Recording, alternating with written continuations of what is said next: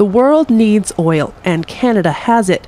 But when it comes to energy, things are never so simple. It's certainly a time of a lot of turbulence. Obviously, you have these very short-term impacts with the war in Ukraine. The Wall Street Journal is reporting the White House wants more Canadian oil coming into the U.S., but only by rail or existing pipelines.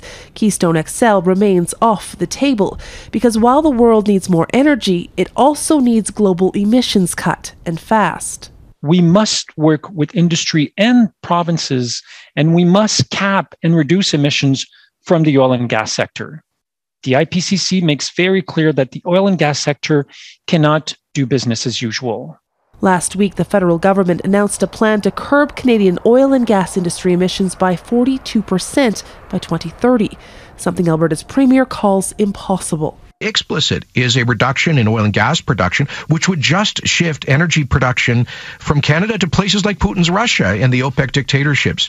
This policy it's nuts. But the industry itself, which has already committed to achieving net zero emissions by 2050, sees the writing on the wall. We need to work with our federal government to ensure that we can get our emissions to be in a place where they're comfortable. But at the same time, we need to meet our world responsibilities, which is to produce responsibly produced energy and sell it worldwide.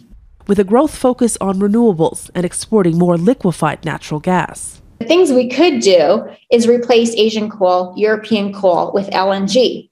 But that would increase our emissions, but yet it would reduce global emissions. That's well recognized. Ultimately, the world will need to transition away from fossil fuels, our reliance right now proving to be just too much of a threat.